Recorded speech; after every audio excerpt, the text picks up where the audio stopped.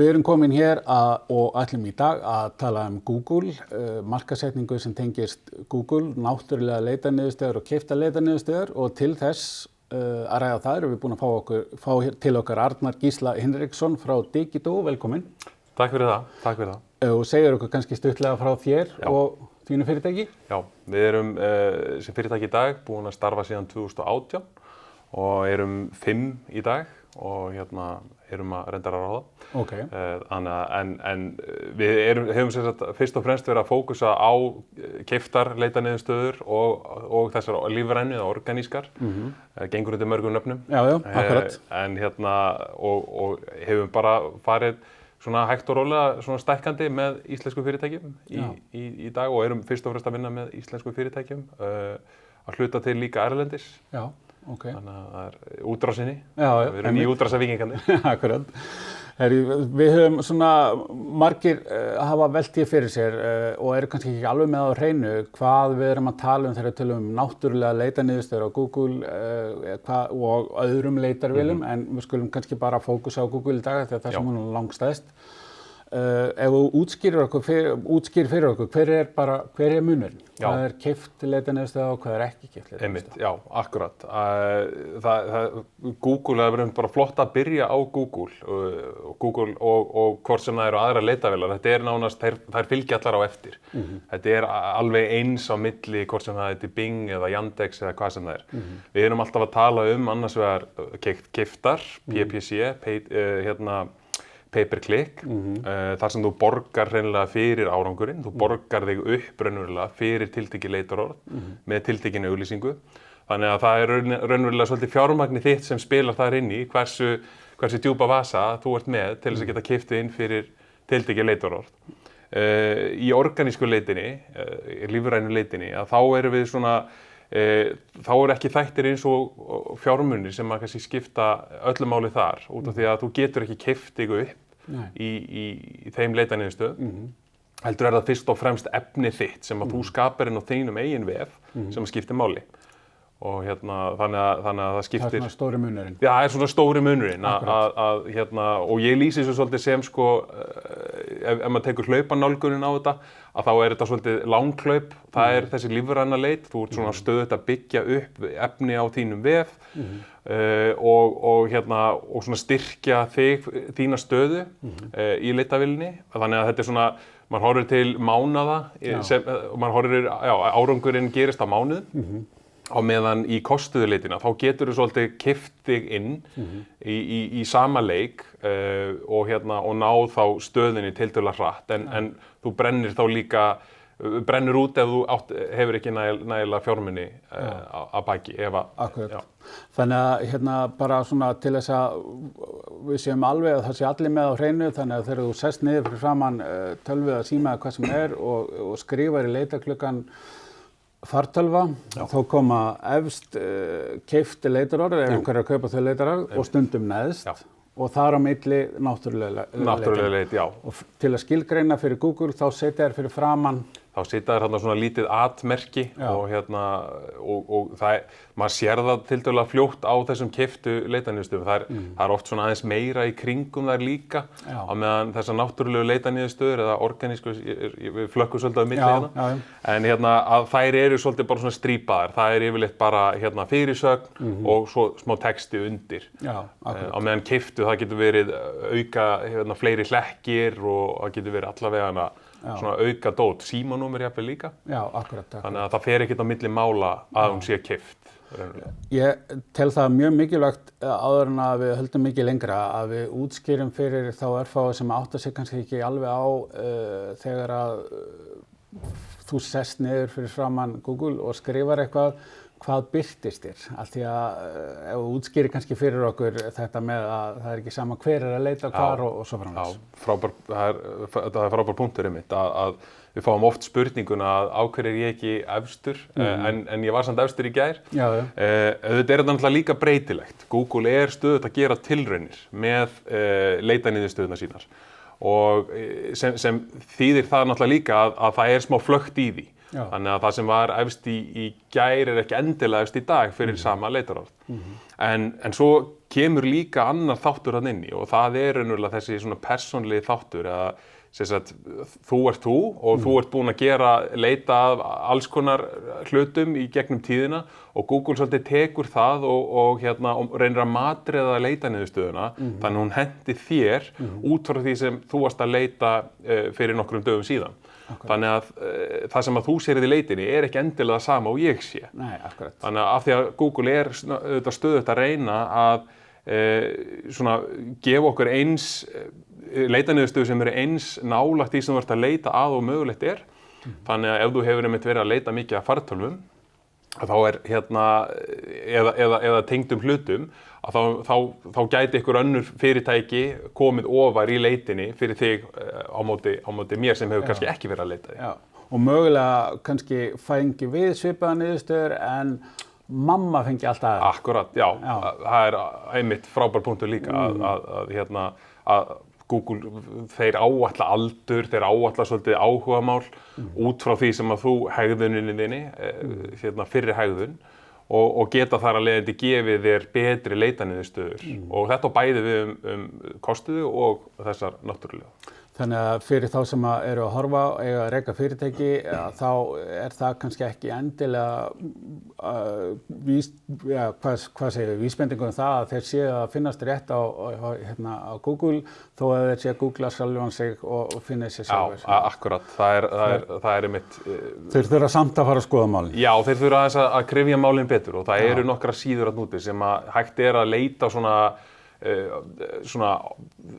þannig að þessi persónulegu þættir eru ekki teknir með síður eins og iSearch.com og þá getur þú prófað að leita eftir mismunandi tungumálum og frá mismunandi löndum þannig að þá getur þú aðeins áttaði betur á stöðinni óháð þá þinni stöðu og svo náttúrulega auðvitað líka með eins og Opera browserinn hann býður upp á svona VPN-tengingu þannig að þá getur þú líka bara þóst vera Ameríkani eða Kanadamaður eða hvað sem og leitað algjörlega þá sérðu leitin algjörlega út frá augum þess sem að býr í því landi. Akkurat og það til dæmis eins og fyrir ferðaþjónustufyrirtæki jafnvel eða eitthvað eða þjónustuaðila sem eru að þjónusta ferðamenn eða einhverja sem eru á Íslandi og eru á ferðinni á Íslandi þá geti það verið góður svona punktur. Já, algjörlega, sérstaklega einmitt ef þú ert að skoða leitaniðurstöður ekki á Íslandi. Já, akkurat. Nú skulum við kannski taka þetta svolítið bara í sikkuru lagi að fyrst hvað ég þarf að hafa í huga með náttúrulega leitaniðurstöður eða organískar sem eru langhlaup eins og talar og hvað bara sem fyrirtæki eigandi, hvað það, hvar byrja ég? Já, einmitt. Ég vil svolítið reyna að skipta til einföldunar, þá reyni ég svolítið að skipta þessu niður í 3 hluta. Það tæknilegi hlutin sem að snýra að svona tæknilegum eiginleikum vefsíðunar og þetta eru talsvert margir, þetta eru nokkur hundruð, ef ekki hundruðir svona tæknilegra þátta.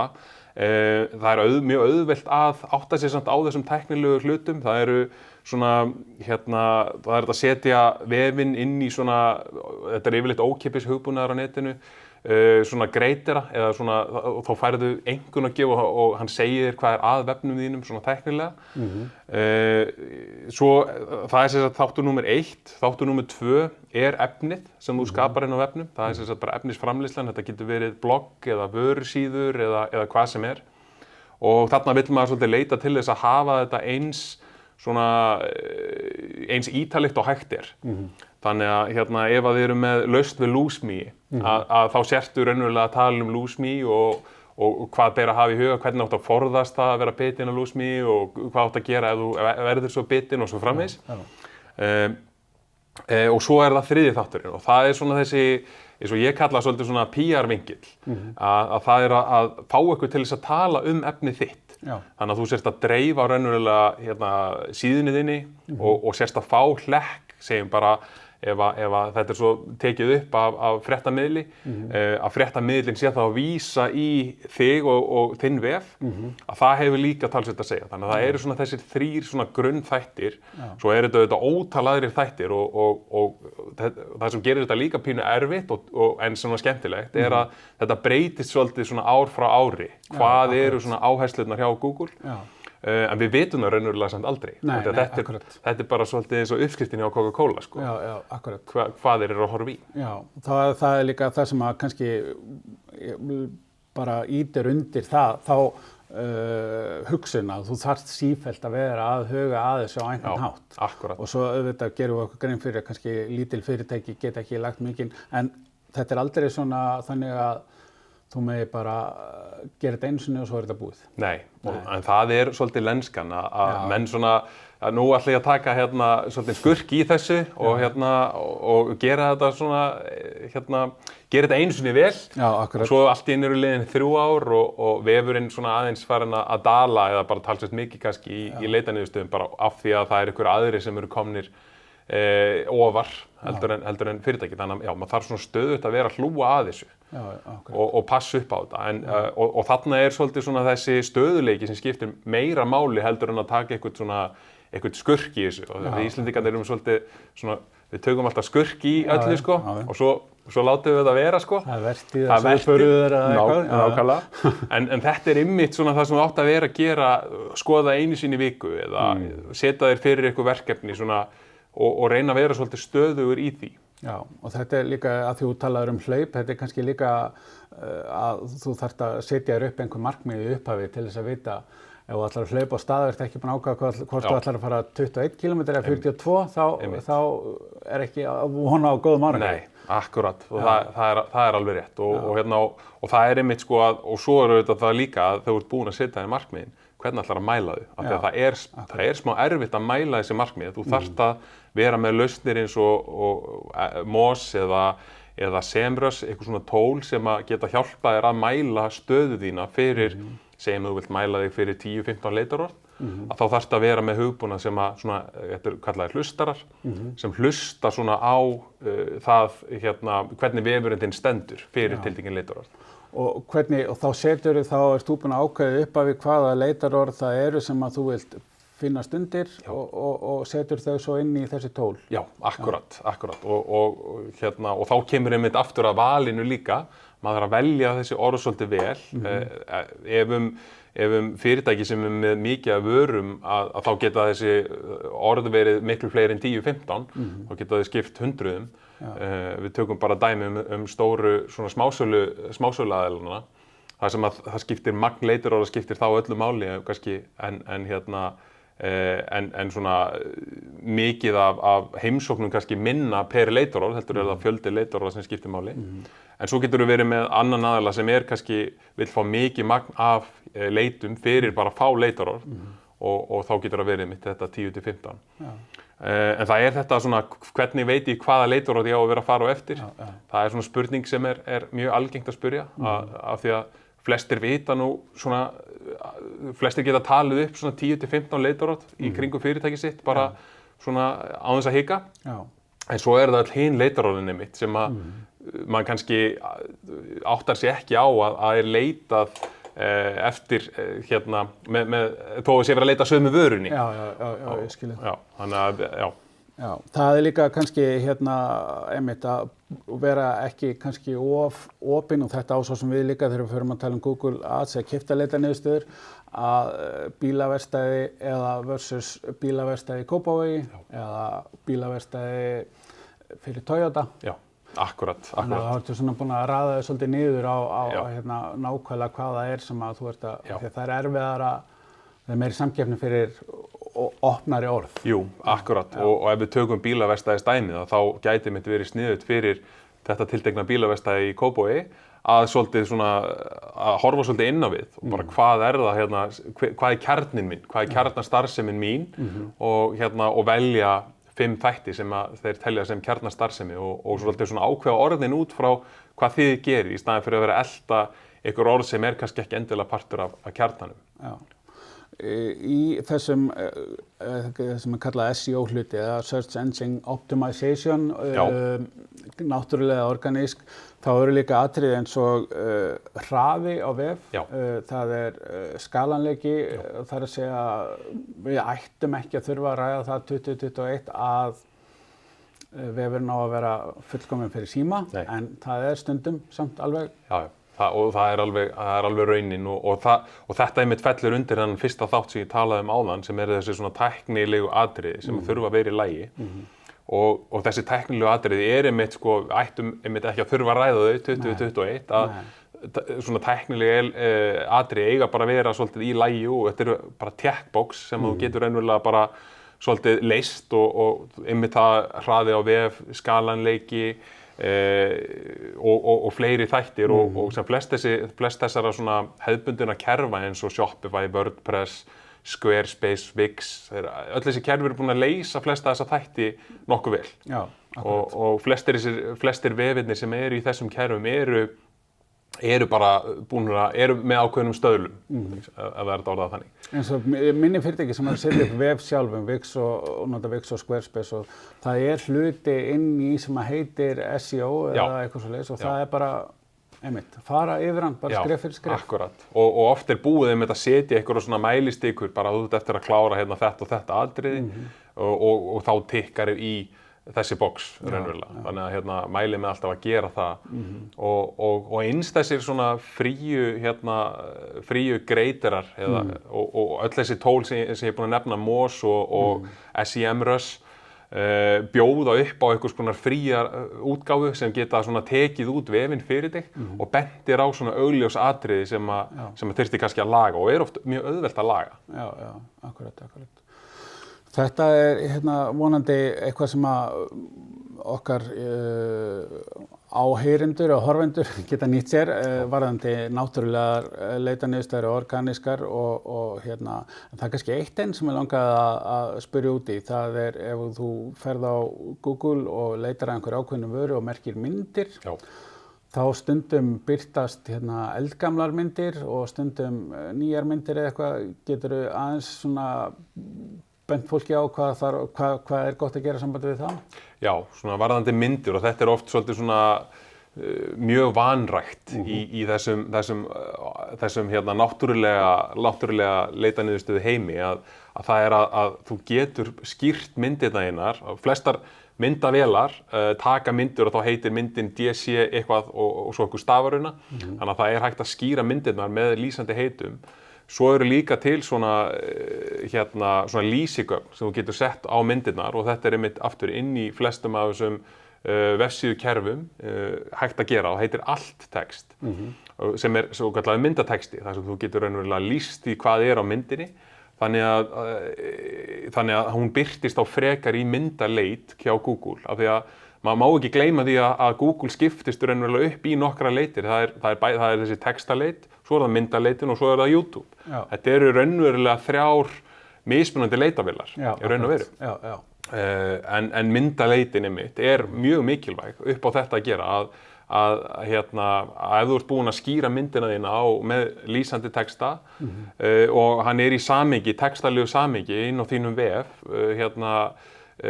við efnið, myndin þar að segja, að þá eru meiri líkur að myndin þín komi upp frekar en einhver önnur og ef það eru eldri myndir sem eru að birtast þá það bara hreinlega af því að sú mynd eða sú vefsíða ennþá með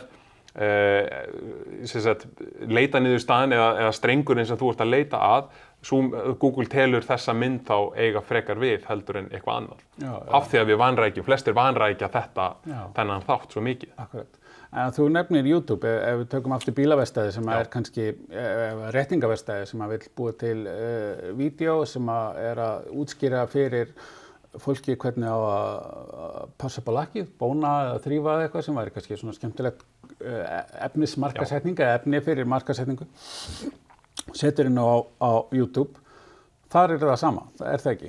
Jú, þar eru raunverulega sömu þættir og þeir eru kannski aðeins einfaldari, þetta eru færri breytur raunverulega af því að þú ert þarna með myndband, þú ert með titil á myndbandið og svo ertu með einhvers konar lýsingu.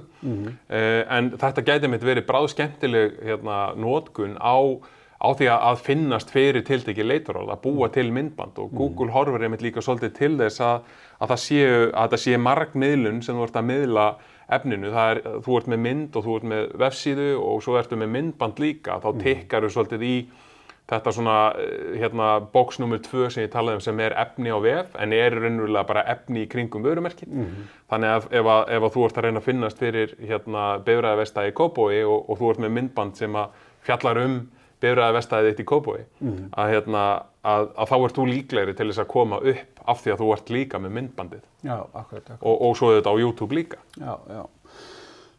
Keypta leitarlistur. Já. Hvar byrja ég?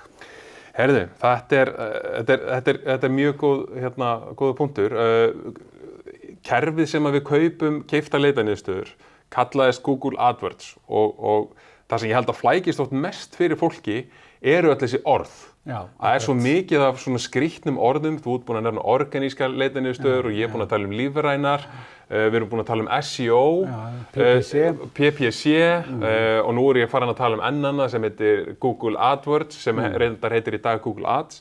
Þannig að þessi orð oft farin að flækjast fyrir fólki og þá kannski verður þetta svolítið svona yfirþyrmandi á einhverju tímapunkti. En það sem maður þarf að hafa í huga þarna í keyptum leitarniðurstöðum að kerfið sem við kaupum keypta leitarniðurstöður sama kerfi og við kaupum vefborða sem við sjáum bara á erlendum vefsíðum og sama kerfi og við kaupum YouTube myndband sem eru auglýsingamyndband.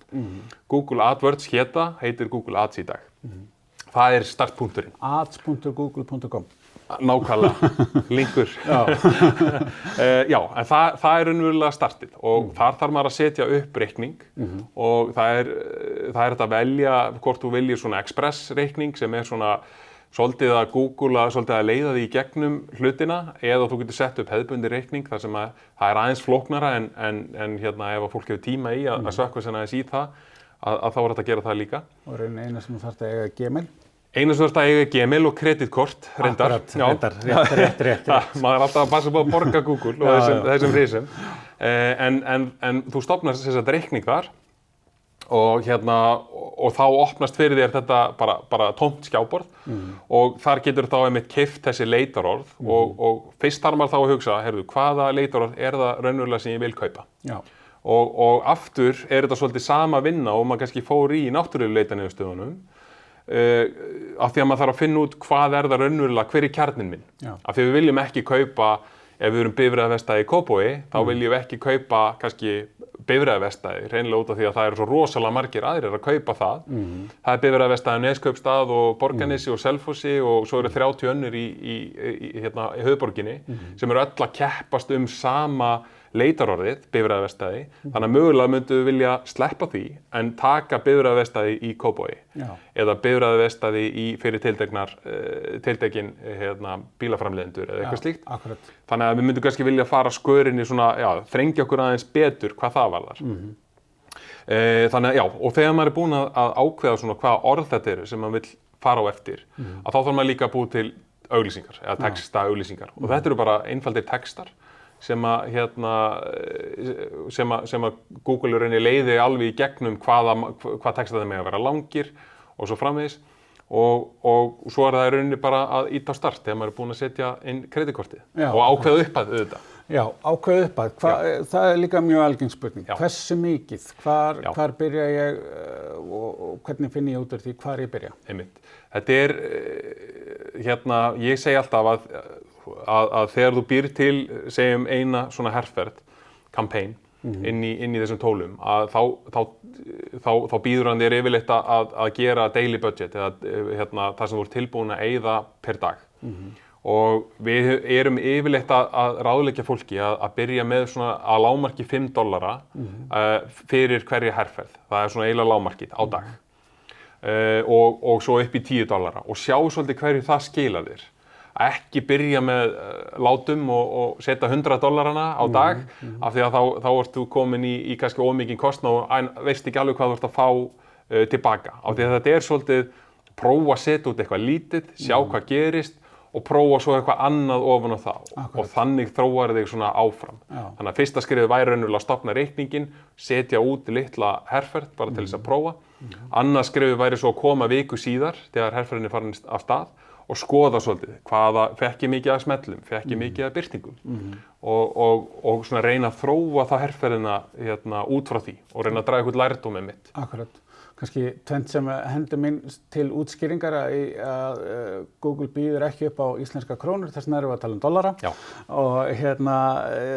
Og í öðru lagi þá þetta hámark. Það er ekki þar með sagt.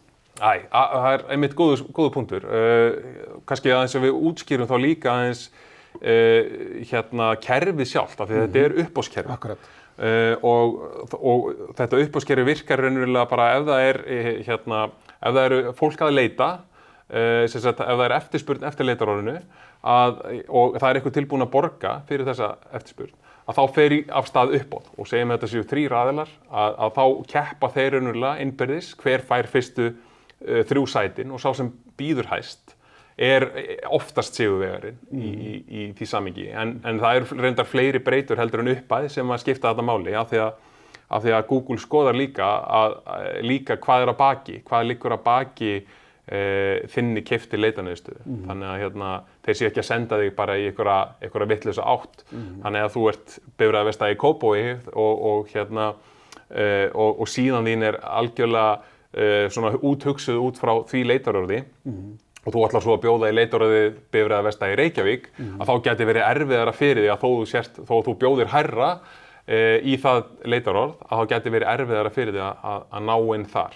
Af því að það er eitthvað annað verkstæði þá sem er með betri síðu eða gagnvart Reykjavík. Já, og þarna kannski tengist aftur okkur við erum að tala þessa organísku og að því að þú ert búin að vinna þá vinnu fyrirfram líka, þá er svona meiri líkur á að þetta skori vel að því að þú ert ekki að kaupa leitarorð sem að eiga ekki við og er ekki á síðunniðinni. Já, akkurat.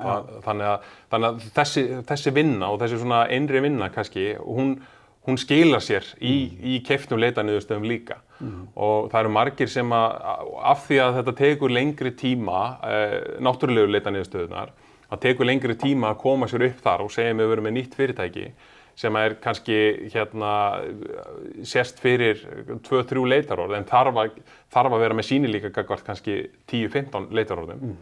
Þá getur verið sniðugt að kaupa sig inn fyrir hin leitarorðin sem vantar upp á, allavega meðan þú ert að byggja þér stöðu í náttúrulegu leitarniðurstöðum. Já, akkurat. Þetta er svona, hvað ég að segja, eins og þú sagðir áðan, það eru margir þættir, það eru mörg ný orð, það eru mörg atriði sem þarf að huga að. Er þetta fyrir alla? Eiga allir að fara þarna? Eða er þetta, hvað er svona þitt mat? Þetta er góður punktur. Sko, að okkar mati ættu flest fyrirtæki eiga erindi inn á leitavélar. Af því að flest fyrirtæki eru að bjóða vörur eða þjónustu sem er í samkeppni við einhver önnur fyrirtæki sem bjóða sams konar vöru eða þjónustu. Ég hef ennþá ekki fundið það fyrirtæki sem að segir þetta á alls ekki við mig. Nei. Mögulega eru það þá fyrirtæki sem eru í einhvers konar stoð við eitthvað annað en flest þessara fyrirtæki sem er að bjóða vöru á markaði, hvort sem er til fyrirtæki eða einstaklinga, það ættu allavega íhuga það að bæði hvort að kostaða leitin eigi ekki við og einmitt organíska leitin líka. En við sjáum í mismunandi geirum þá er náttúrulega meiri samkeppni heldur en í öðrum geirum eins og bara í sölu á pítsum. Það er gríðarleg samkeppni og svo einmitt eins og með bílaleigubíla, nú þegar við sjáum ferðamanninn vera að koma aftur, að þá er gríðarleg samkeppni þessa ferðamenn hjá bílaleigunum. Þannig að þar með vex raunverulega kostnaðurinn líka við að ná til þessara ferðamanna sem kemur þá aftur inn á hvert er markmiðið mitt. Já, akkurat. Hvað vil ég fá út úr þessu? Ef ég er farin að borga fleiri hundru krónur fyrir hvern smell af því að þetta er PPC, pay per click, að þú borgar fyrir smellin. Ef ég er farin að borga rosalega mikið fyrir smellin, þá þarf ég kannski svolítið að staldra við og hugsa, þetta, ef maður notar góða íslensku, meikar þetta sens fyrir mig að gera? Svarar þetta kostnaði? Já, þú ert kannski ekki endilega óæmitt að hugsa hvort að þú sért að borga sem samsvarar $2-3 fyrir smellin og þú ert að selja eina pizzu eða véla upptöku á landkrúsi sem kostar nokkur 100.000. Já, akkurat. Og þar verður maður að horfa á það vöruna sín í samhengi við það sem maður er að kaupa og auglýsa. En þar kemur þetta líka inn ef við kannski tökum, þetta væri þá 3. 4. skrefið fyrir þá sem er að byrja í AdWords, að hvernig get ég mælt sölurnar mínar. Af því að kerfið býður upp á það að þú mælir sölurnar sem þú færð, að þú ert með vefverslun, eða ef þú mælir til dæmis fyrirspurnir, það er líka hægt, að þá getur þú mælt þessar fyrirspurnir sem að koma í gegnum þessar niðurstöður, leitaniðurstöður. Þetta er bara eins og við tölum áðan, setja upp einhver svona markmið. Akkurat. Já, ég held kannski að í lokametrunum að þá getum við rætt Google Analytics, að því við erum að tala um mælingar. Einmitt. Það segir mér aðeins bara hvað það er og af hverju. Ég horfist svolítið á Google Analytics sem svolítið svona, það er svona móðurskipið. Að Google Analytics er raunverulega kóði sem liggur á síðum, vefsíðum og þú hefur aðgengi að ef þú ert búinn að setja hann upp inn á þínum vef. Og flestar síður hafa sett upp Google Analytics kóða og en þarna safnar hann, er Google Analytics að safna gögnum vefsíðuna þína og notendur sem að koma inn á vefinn. Og það er svolítið svona hægt að greina notendur, hversu lengi þeir staldra við og hversu margir þeir eru og frá hvaða löndum. Það er hægt að greina ofan í áhugamál og kyn og aldur. Þannig að það getur verið breytur sem er skemmtilegt að skoða líka. Þú getur svo eins og líka tengt inn Google Ads inn í Google Analytics sem gerir þér þægilegt fyrir að skoða niðurstöðurnar og í þá samhengi við vefsíðugögnin þín líka. En Google Analytics heldur utan hvaðan notendur eru að koma líka og þú getur séð svona hlutfall þeirra sem koma frá náttúrulegum leitaniðurstöðum og svo keyptum leitaniðurstöðum. Og ef þú verður að keyra auglýsingu á öðrum miðlum, að þá gætur þú séð þá trafík líka koma þarna inn. Þannig að Google Analytics er svolítið svona hryggjarstykkið í því í þessum mælingum öllum og átta sig á stöðunni. Er minni sala, þá er yfirleitt dýfa í trafík inn á vefnum og þá bæði við bara ef þú ert með búð, ef það er dýfa í trafíkinni inn á vefindin og þá er yfirleitt dýfa í búðinni líka. Það er oft svona, það er hægt að finna svona samnefnara þarna milli og svona samhengi milli vefgagna og svo raunverulegrar hegðunar. Já, akkurat. Þannig að ef við getum verið sammála það kannski að ef sá sem er búinn að sitja hér og hlusta og horfa að það fyrsta sem hann þarf að gera er að fara að athuga hvort að það sé Google Analytics á vefsíðunans og hann sé með aðgang að henni. Númer 1, 2, 3, 4, 5 og 6.